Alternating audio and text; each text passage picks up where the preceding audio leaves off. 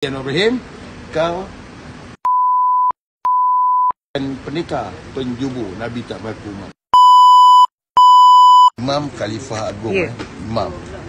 Dia ginilah, bagilah anak apa Imam Khalifah ke pakar ekonomi ke pakar kewangan, ambil semualah. Tapi cerita dia gini je. Anwar tu banduan jenayah sek luar tabi'i, niwat. Nabi tak mengaku umat. Main bontot Nabi tak mengaku umat. So macam mana angkat Anwar ni imam? Apatah lagi khalifah.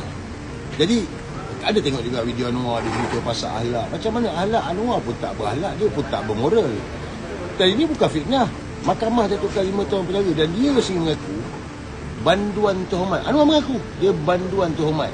Jadi hari ni apa saja Anwar nak ambil dah dekat dia. Tetapi seluruh dunia, terutama orang Malaysia ni tahu yang betul-betul khalifah ni Tun Dr. Mahathir tadi. Sebab apa?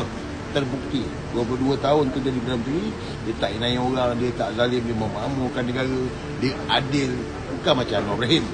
Sekarang ni pun kita boleh tengok dalam isu yang terbaru ni, pendekar madani ni semua, dia nak melaga-lagakan kita. Fikir balik apa saya cakap ni. Dia nak melaga-lagakan kita ni, Persatuan Silat sekarang ni tengah bergolak ni. Dan begitu juga dengan orang Cina, orang India, Sabah, Sarawak. Sabah kau bagi 10 juta, yang ini pendekar kau buat nak bagi 2 juta. Nampak tak? Orang rasa marah. Dia sengaja memainkan sentimen kekauman, sentimen agama. This is Anwar Ibrahim.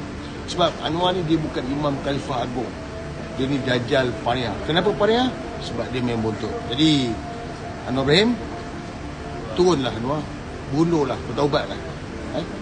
Kejatuhan yang amat dahsyat, kemaluan yang memalukan, penampilan yang tak dapat diubah. Sekarang ni penampilan, tangan kau bengkak makin teruk dah ni.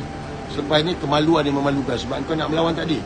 Sebab kau nak melawan takdir Anwar Ibrahim. Dan selepas itu kejatuhan yang amat dahsyat untuk diri kau dan semua penyokong-penyokong kau. Jadi Anwar Ibrahim, kau pemain bontot, bukan pendekar penjubur Nabi tak berlaku umat. Assalamualaikum.